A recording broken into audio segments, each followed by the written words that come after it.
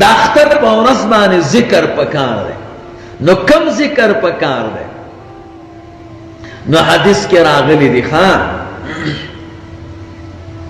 رسول اللہ مبارک صلی اللہ علیہ وسلم فرمائے چاچے دا اختر پا ورځ وی سبحان اللہ و بحمدہ 300 کرتا. سبحان اللہ و بحمدہ ډیر آسان ہے. 300 کرتے ہوئی او د دې ثواب ټولو مړو ته وبخل.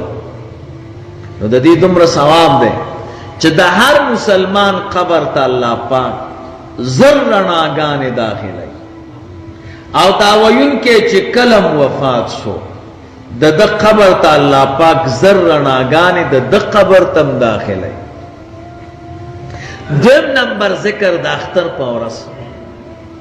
انس رضی اللہ تعالی عنہ فرمائے رسول اللہ مبارک صلی اللہ علیہ وسلم فرمائے چاچے پدوان و اخترونو کی انہیں دا اختر پہر ورس دا کلمہ ہوئے لا الہ الا اللہ وحدہ لا شریک لہ لہ الملک و لہ الحمد یحیی و یمیت وہو حی لا یموت بیدہ الخیر وهو على كل شيء قدير.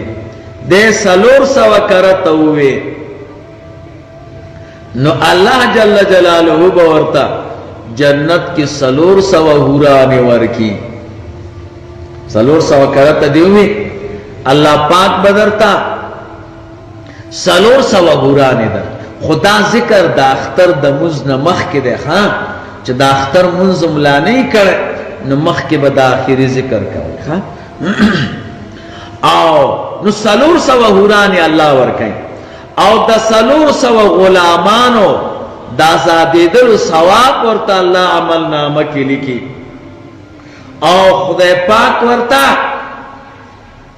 و جنت کے ملائک مقرر کی ورتوائی و ملائکو دی ذکر ویون کی تشابہی پا جنت کے قصرون جوڑاوئی اگا ورطا قصرون جوڑائی آونی ورطا کری تر قیامت رضی پوری لگیا یودت جنت کے بنگلی جوڑی گیا ونی کرل کی اللہ نے منگا اتاس ورطا بوز بیا چیزینو سمر دیری بنگلی سمی دیر. دا روایت امام زہری صاحب کرے. امام زہری سے کوئی دا کمی ورز نمی چی دا حضرت انس رضی اللہ تعالیٰ عنہ دا روایت اوریدلے بیا ما دا ذکر ندے پریخ. او انس سے فرمائی چی ما دا رسول اللہ مبارک صلی اللہ علیہ وسلم نا کلمی چی دا حدیث اوریدلے دے بیا دا اختر پورس بانے دا ذکر مان دے پریخ. نو دیر آسان دے بیا ہوا